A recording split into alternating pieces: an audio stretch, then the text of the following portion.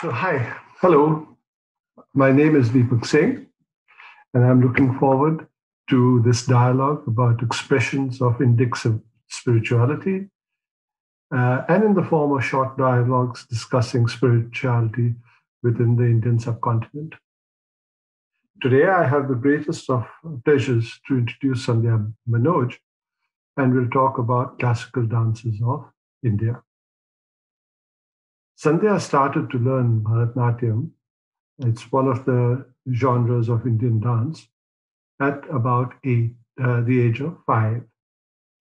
And this experience of, of dance sparked her interest. And then she explored other types of dance, folk, contemporary, Kathak, and other forms. And before diving deep into Odyssey. She turned professional about 20 years ago after coming to Malaysia. Today, she is a leading Odissi solo dance artist in Malaysia.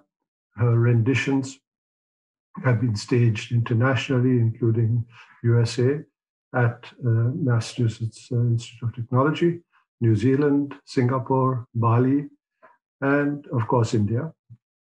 She recently premiered, and you'll have to forgive me for my pronunciation.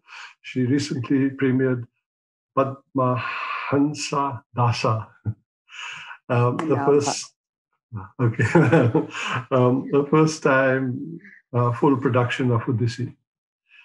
In 2020, she premiered Prena, which has autism, which is interesting, which has autism as a subject with Odyssey and Bharatnatyam, showcasing the social issues faced. So her dance shows have been featured in leading newspapers and TV channels in Malaysia, India, and elsewhere. So, welcome, Sandhya. Thank you, Deepak. That was indeed a detailed bio. I understand. Yes, sure. So, first of all, I thank you for your time with us, and I thank you for being part of these dialogues. The pleasure is all mine. So, I'm going to be asking a few questions just to get the ball rolling and really talk about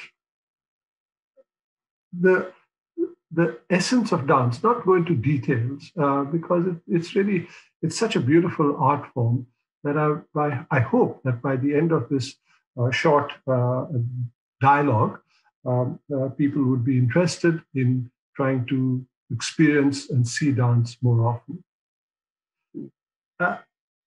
Coming from India, coming from India, your coming from India, I want to start at the beginning. And my question is, why is it important for parents to teach their children to dance?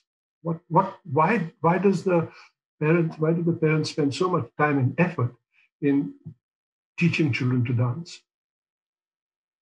Well, honestly, Deepak, I might have to ask a counter question. Which generation of parents you're referring to?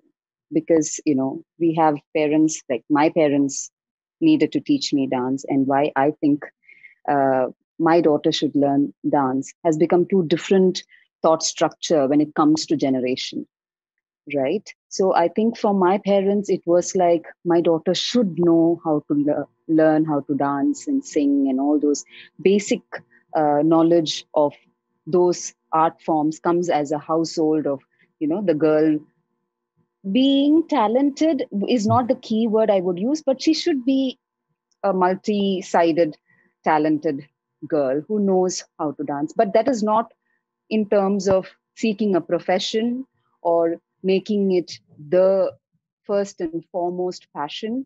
That doesn't come as an option. So for my parents, it was possibly for them to say that, yeah, my daughter knows how to dance and sing and everything, probably for the future prospect of my husband or whatever it is. That time, the thought structure was different. My ideology, or mine and Manoj's ideology of teaching my daughter, is also as an option of choosing a career. Like if there is a talent there, you can pursue it. The freedom is unlimited from in terms of parenting, and we are just throwing you options of maybe you want to explore. And sometimes when you explore such depth, in-depth art form, maybe that art form might not latch on, but you might realize that you have a similar passion in something else. Like in our case, my daughter has very clearly understood that she is into fashion designing and with influences of different culture, which is a great thing. And I feel that because we opened her to different art forms and we gave her a chance to explore, she clearly understood what she likes and what she don't like. So she likes classical dance, but her passion is somewhere else, Mhm. which is also a way of discovery for this generation parenting.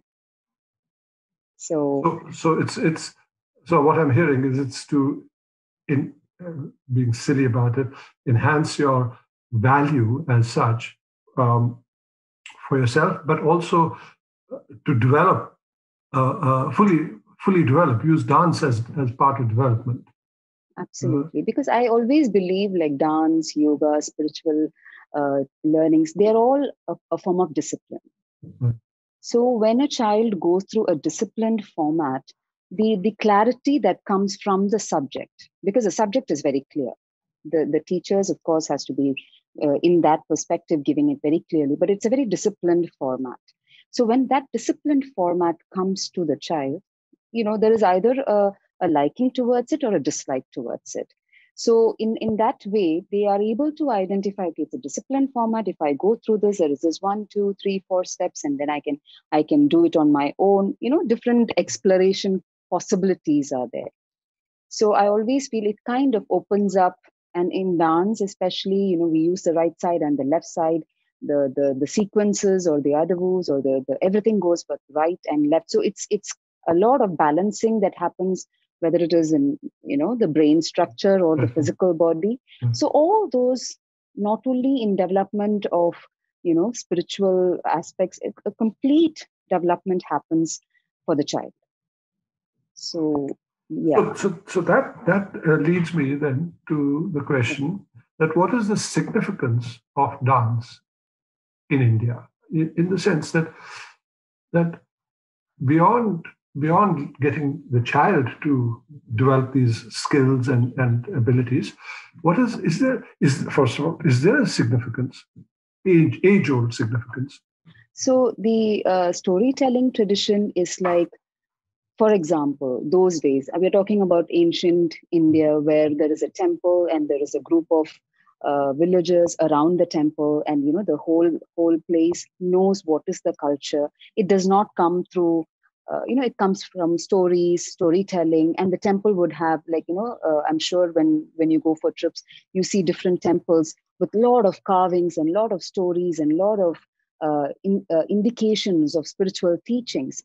Now, that group of people around the temple knows all the teachings, all the philosophies, all the the priest and the gurus and the teachers. Usually it's a king, and there's a raja guru, which is the main teacher. So they will always be imparting these valuable lessons, but to make it a little bit more in that entertaining modality of imparting these essential philosophies and spiritual learnings, the dancers and the court Mhm. artists came out with storytelling format, which is a beautiful way of expressing the same spiritual teachings. Like if we look at Ramayana, Mahabharata, all are epic stories, which has a very valuable lessons which can be imbibed even today in our own kshetras or our own fields of work or issues, or in whichever levels we want to imbibe it. It is very much possible because it was a format of storytelling with embedded philosophies.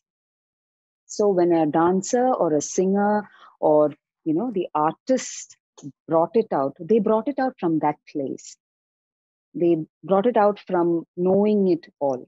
So the whole form came out from temples and courts, where these were the reminders, these were brought out. Of course, now the current way of projecting is we are again going more international or global. So the communicating methodology of an artist should be more universal, because we cannot expect our audience would know the stories, right? Because if say, for example, when I came to Boston to perform, I presented something like Dashamahavidya. I was open to questions, that communicative possibility for the audience and the artist should definitely be open. So that leads me to Yes. this.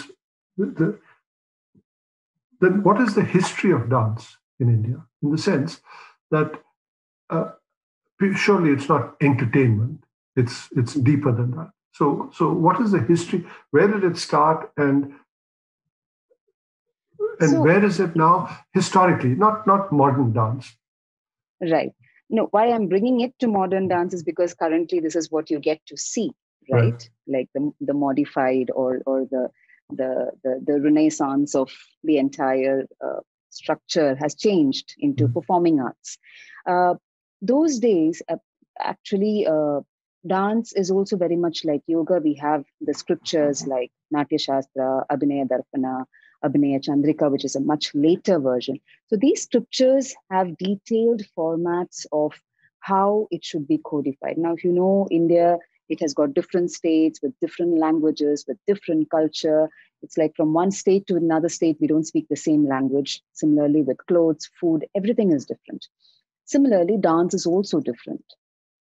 So each state or each province at that point in time took the Natya Shastra and formatted their own forms of movements according to that science, that Natya Shastra that was written, according to that science each. So that is why, though every classical dance form is based from Natya Shastra, everything looks different.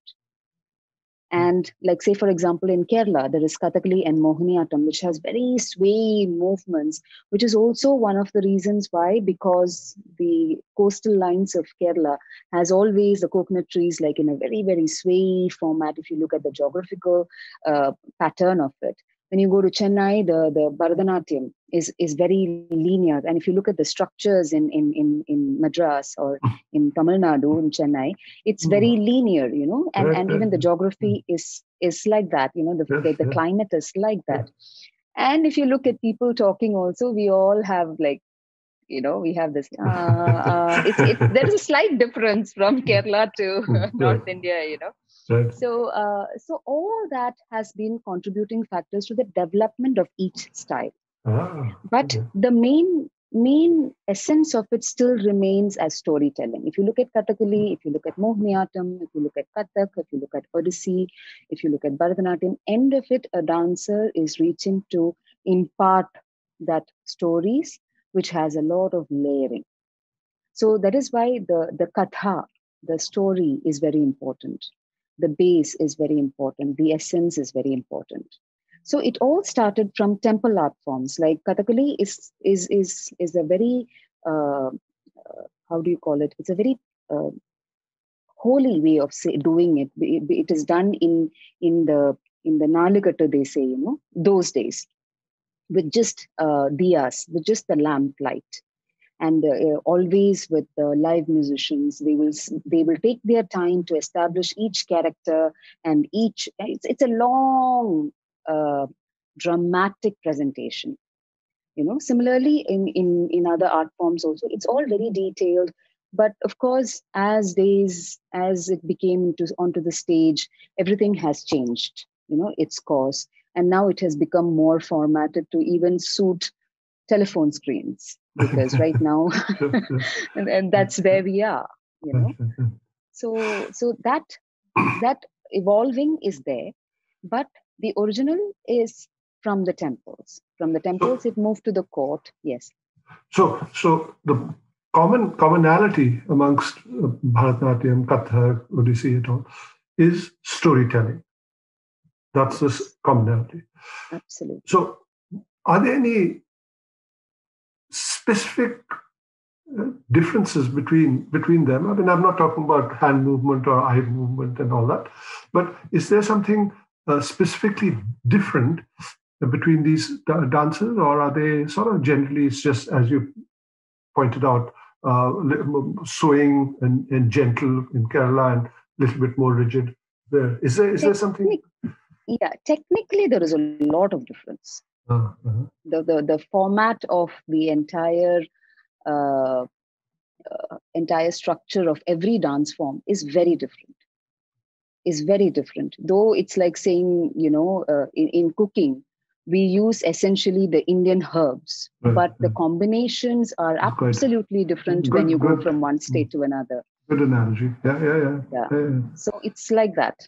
Right. Right. There is no comparison between a South Indian dish and a North Indian Sure. dish. Sure. Sure. Sure. Yeah. It's like that. Right. Right. Right. Yeah. Yeah. But the Now. ingredients are the same. Yeah.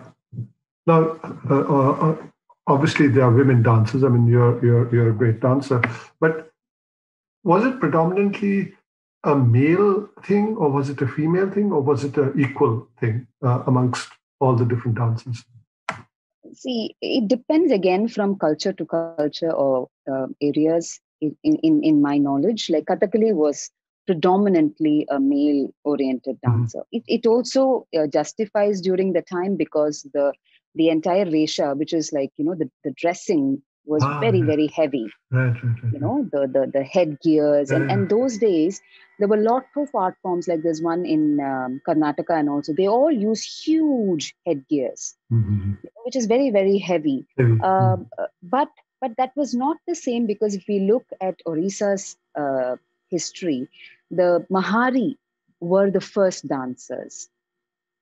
Mahari were the temple dancers. They were the ones, and the whole Jagannath culture, Right. the whole Jagannath Puri, they had Antaruni Mahari, Baharuni Mahari, which means there were Maharis who were doing pujas inside, and there were Maharis who were doing outside. There were Maharis who used to dance. There used to be Maharis who used to dance specifically for procession. So those classifications were made, and they were the ones who sang. And they have beautiful traditions, like they will sing lullaby to the Lord to put him to sleep. They feed the Lord. There's so many beautiful traditions, like treating God as with a human Right, timetable. right, right, right. And it's beautiful, and even now it happens, but not a Mahari is not there. So, and we draw all the Ashtapatis, the songs, the earlier structure of Odyssey. We draw it from Mahari, because from Mahari it went into, of course, there were invaders who came into the country, and they said no, women cannot dance, and then Maharis were sort of ostracized from the Right, entire right. system of performance. Then it was Gotipuas in Odyssey. It was this boy dancers who went to the gymnasts, who became gymnasts and dancers. They were dressed like girls, and they did all the performance. So whatever the current Odyssey scene is keeping upholding, it all came from Mahari to Mm-hmm. Gotipuas to the current development Mm-hmm. from Mm-hmm. the great gurus. So yes. No, no, no. So then let me rephrase the question. That I totally appreciate that the weight of just the physical weight of dress was such that it did not suit women because physically strong. Not So Odyssey, that was in Kathakali. right, right. Yes, So yes. I'm coming to that. So then, are you saying that there were some dancers that were either predominantly women or men and women equal, or were they generally men for whatever reason? So I'm not very clear on that, because Right, in Kathakali it was predominantly men. male. Okay. Only it was a very male predominant. Even the female characters were done by Right, male. right, right, right, Yeah. right, right. Of Okay. course, now there are women who are learning it. Odyssey, like I said, it started with Mahari, who were women. Okay. Right, right, right. So I Uh, think from different culture different or different areas. Yeah, scene, it has yeah. been different. You know. So yeah, it depends on which one we are Right, talking, and which province gave importance to women and which one did not, maybe. right. So now I come to because I've seen you dance and it's absolutely fantastic. Um, Thank you. you are using uh, all your features, your facial features, your fingers, hands, body, upper body, lower body, to express ideas. Tell me about that. I mean, it is so beautiful to see all this. So that is part of dance, is it? To be able to express oneself in part of storytelling. Is that Absolutely. right? Absolutely. Like if you notice, all dancers draw eyes Right. quite widely, and Yeah. Yeah. there's a enhancement or embellishment of the features. Right. It is also because those days in the theaters or in the temple precincts where you have to be visible to the lamp lights, Ah. Right. Yes. Yes. Yes. Yes. so Yes. the so Yes. that that enhancement, and Yes. even the bigger headgear and Yes. the bigness of the costume was, when you move, it should be seen to The people at the back. the Yeah. last person. Yeah. And also the story is the characterization of each character in these stories are so in detail. Right. Right. Like when you read Ramayana, any Ramayana for that matter, or Valmiki's Ramayana, of course, it's like the description from it's creating such an imagery in your head that when you see a dancer, and if the face does not come out with that expression, it defeats the purpose. Like for Right. example, Sri Rama in Ramayana, the protagonist of Ramayana, is called Uttama Purusha, who has 16 qualities, and the 16 qualities are explained in detail, because he's not simply a hero. It's not like that. He stands for qualities, he stands for principles, he stands for his dharma. So each one, so when we say Sri Rama, immediately all of that comes together. And can you express all that by dance? All the 16 qualities? It's always like saying, when a teacher comes and speaks about the subject, or when a Right. scholar comes and speaks about the subject, the sea of knowledge is a lot, Yes. Yes. Yes. but he might be saying only one sentence, whereas another person who does not know the subject will come and try to say something with the same vocabularies, but you really know that that person has only so much. Right. Right. Right. Yes. So for a dancer, it's like that. If you have really dived into the subject matter, and if you have really tried to imbibe it in some way or the other, when you hold that Sri Rama's position, immediately something will strike in the audience, because you're not holding it as a shape. You're holding it with that mental state. The sthiti of that Sri Rama comes there for even a few seconds. So that is what I feel is the spiritual shift that Mm-hmm. happens Mm-hmm. when we go into such kind of art forms. So one question that is in the back of my mind: why do you dance? Why do you dance? And let me give you a little bit of preamble. In the West, most dancers dance. Men and women dance. For to attract the other, perhaps. In the animal kingdom, a bird dances to attract another bird. Why who does the Indian dancer dance for? It's a very spiritual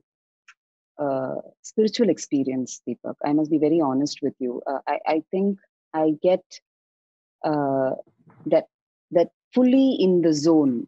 When you say, when you're meditating and you just feel that elevation, when you are, I feel completely in the zone on the stage. When you are able to, there is an audience, you have a responsibility, but all that is while you're preparing. That, how is this going to work for an audience? If they don't know about this, we have to explain. All that planning, all that preparation comes before. But on the stage, when you really enter the stage, the entire stage is just for a yogi, it might be that spiritual mat where he's going to meditate for the next 1 hour. For a dancer, it's that spot where, I have done all my hard work, I have done all my studying, I have done all my tapas and my meditation, I have worked hard on my body, I've worked hard, with my brains to understand you. But right now, this moment, if these people need to understand what is your essence, then make me the instrument to pass it on. So it's a prayer which Right. you step onto the stage, and then once you're on the stage, you just become, everything amalgamated until that point into that oneness of expressing it. So whom am I dancing for is a big question. Yeah. All right. I want to keep these uh, talks to manageable time, and I've run out of time. But I want to Are you? ask. Okay. I have actually, Yes. but I do want to ask a couple of questions, and you've answered that. But so I'll ask both the questions. One is, how does it? What do you expect to change in the sense? What do you expect the audience to remember? The audience in the old days was the god. Today it's a camera or a Zoom conference or whatever. Absolutely. But in Absolutely. the old days, you were dancing for a god. So what do you expect? How do you expect the audience to change? Number one, and the second one, which is actually my last question, is how does it enhance you as a dancer and the audience with regard to their well-being, your well-being and the audience's well-being. I mean, so basically, it's an extension of why do you dance? To enhance your audience and yourself, or what? So honestly, there is two ways at it.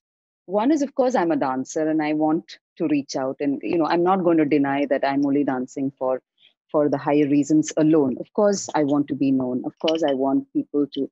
But my way of thinking about the audience, like I said earlier, is like we have an international crowd to handle, and currently the international crowd, including myself, our attention span is like possibly 5 seconds or 5 minutes, right? So we have to start dealing with the audience. I mean, at least first, conceptualization of any topic has to be dealt with like even a child can understand. It's pretty much like how food labels have to be read, because everyone is food conscious now or health conscious.